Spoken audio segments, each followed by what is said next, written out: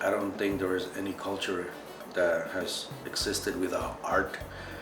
And we have a responsibility and an obligation to create that beauty and make sure that as many people as possible are able to see it, enjoy it, and learn about it. My name is Nelson Cardenas from Medellin, Colombia. Around the age of 12 or 13, the narco trafficking situation was really horrible, and I always credit coming to America for my safety. We were told that we had to go to meetings so that we can learn how to understand the passage, because it wasn't a conventional passage. It was an odyssey that would take us through different countries to be able to get here. We took off from Medellin to Panama, and from there to Mexico City, from there to Tijuana, Mexico, and then at midnight we started our walk in the desert, where it was pitch dark, and every now and then we would see helicopter lights.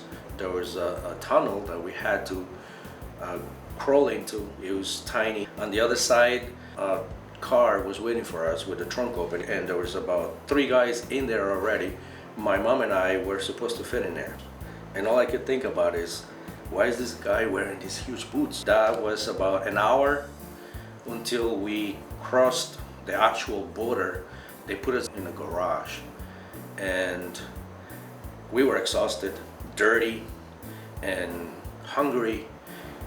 Somebody came and took us to a safe house, and then the following day they took us to the airport. We took a flight from California to Boston and arrived there. When I was in Colombia, art wasn't a priority because survival was more important. It wasn't even thought of. When I came to America, and life was so drastically different, where you're in the winter, you're stuck in a house, you're stuck in an apartment, and you're not going anywhere. And that's how I discovered public television and Bob Ross and making these amazing paintings. So after being in Rhode Island for almost 20 years, we kind of craved a little bit more of the tropical weather. We were pretty much in love with this place, and we bought a house in Kissimmee right away. And we felt comfortable. Local markets that had the stuff that we like, you know, the Colombian products and the different Latin products, and it was like kind of like being our little tropical paradise. I came to Florida and my state of mind changed a little bit. I was kind of like interested in cooking. So I went to Cordon Bleu. They had a nice program in Orlando, and I was hooked.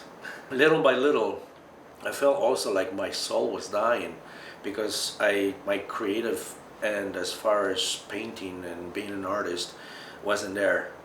When we originally came to Florida, he did stop creating for quite some time. And it almost felt like his soul was not fully there. I said to him, I'm like, listen, I need you to start creating again. And he's like, you know what? Yeah. I asked him to be a painting of Johnny Depp, because I love Johnny Depp. And he did like a painting of Johnny Depp with all his characters. And I was like the one who kind of motivated him to start painting again. And that was a big moment. I have a couple of paintings at Simon Parrilla in Orlando. It's a very popular Colombian place. I have 2 paintings of soccer players that are considered the best soccer players in Colombian history, which is El Pío Valderrama and Jaime Rodriguez, and they just fit perfectly for this restaurant.